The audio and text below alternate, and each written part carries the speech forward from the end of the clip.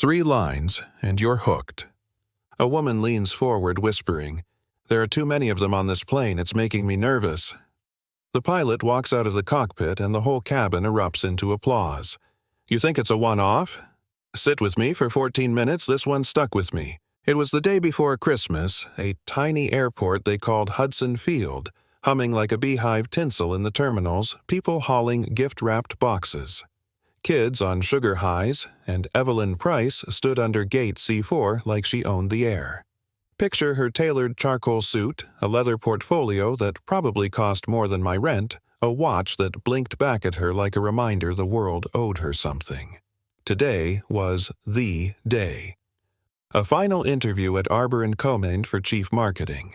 If she landed at the corner office, the respect, the expense account, everything she'd been bargaining for would be hers. Across the gate, Jerome Hayes and his 13-year-old daughter, Amaya, laughed at something on a phone matching knit sweaters, half-untucked dad jokes and all. Jerome is the kind of guy who works long hours writing code saves for holidays, brings his kid to see Grandma in Philly, and leaves the braggadocio to other people. Amaya rolls her eyes in that patient way only teens can dad seriously. But she leans into him and the world is for a minute exactly right. Evelyn notices them. She notices everything. To her, the gate becomes a stage of sloppiness. People with earbuds, slumping backpacks, a kid who shouldn't be on an airplane if you value silence. She hates the chaos. She hates being delayed. She hates the idea that her life is a hair's breadth from something greater, and someone else's laughter feels like an accusation. It's petty, it's human, but then petty slides into something colder. On board, she's already bought herself the middle of row 12, the sort of passenger who pays for the illusion of control. She slides into her seat, opens her laptop, practices the slides one more time. Growth funnels, brand lift omni-channel. The words are armor. And then Jerome and Amaya settle into 12A and 12B, right next to her. She mutters under her breath. You can almost see the thought bubble, "You have got to be kidding me." Now, this scene could have been 1,000 quiet annoyances. But Evelyn decides it's a security risk, and she tells the flight attendant so softly, conspiratorially, as if danger is contagious. The flight attendant, Mia Carter, has been flying 10 years and learned a rule early. De-escalate document, don't engage. She smiles, breathes, asks Evelyn to explain. Evelyn lowers her voice and says the thing that flips the whole script. "There are just too many black people on this plane, it's making me uncomfortable."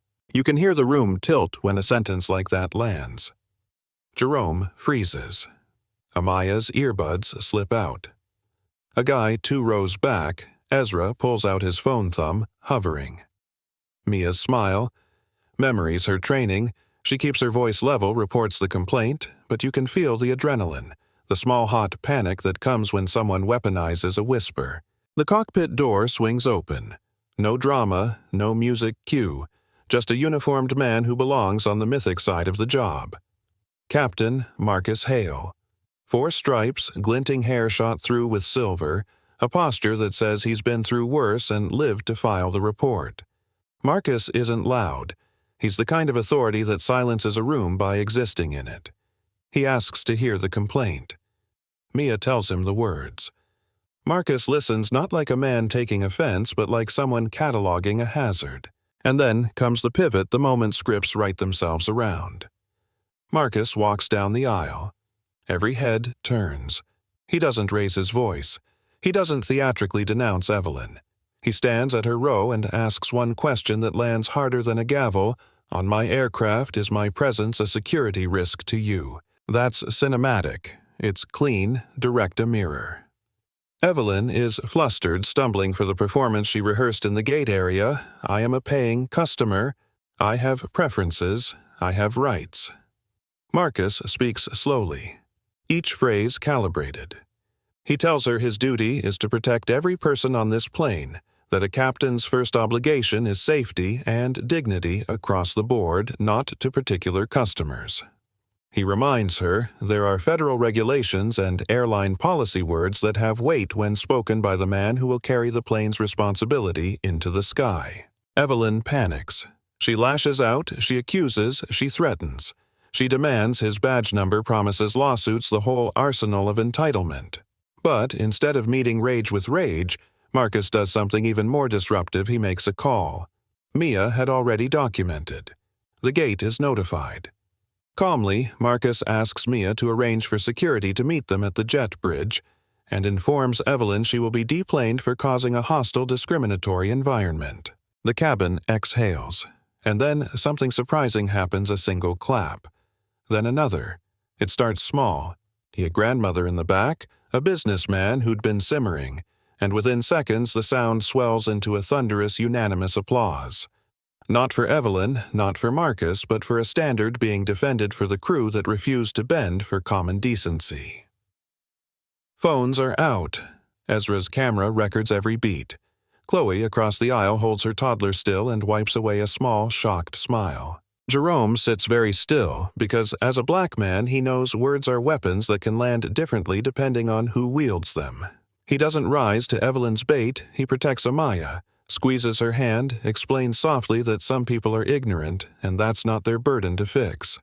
Amaya watches Marcus with wide eyes, then looks at her dad and says quietly, "I want to be like him when I grow up." That moment, a kid deciding to be steadier than the storm, that's the soft victory.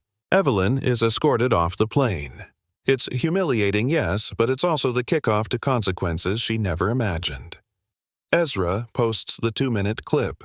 It goes viral in hours. Her company finds it. Her recruiter finds it. Arbor and Comedy withdraws any consideration.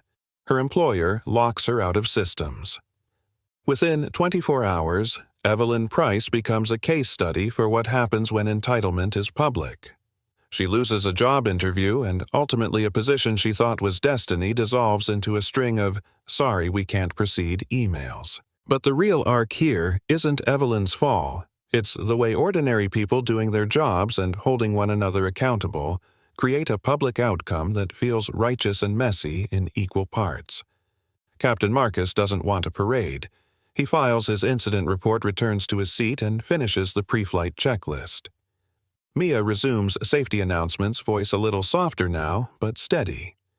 Ezra keeps scrolling through the deluge of comments he's awash in. Sometimes justice is inconvenient, but it's also necessary. Weeks later, the ripple effects show up in small systemic shifts. The airline reviews protocols. Crew training modules incorporate clearer steps for discriminatory complaints, and a few corporate HR teams send out memos. Marcus receives emails from strangers thanking him for his calm. Amaya wins a school essay contest for a piece titled "The Captain Who Spoke," a kid's way of saying the world sometimes needs adults who act right, not loud. Evelyn, meanwhile, finds doors closing. Whether she deserved that scale of fallout is a debate for another day. Which brings me to the messy, important ending, the part you won't let go of. Was the punishment proportional? Did viral justice become a career execution? Did Evelyn get what she deserved, or did a single moment become a life sentence? I want you to feel that tension. Because in real life, consequences and mercy are tangled, and the internet speeds up verdicts before courts do. What stays with me is this: courage doesn't always roar. Sometimes it is the quiet, firm application of rules, the steward writing the report, the captain stepping forward, the passengers clapping in a small, noisy jury. The people who suffer most from prejudice often know when to speak and when to stay still to stay safe. The people who have privilege may never understand that dilemma.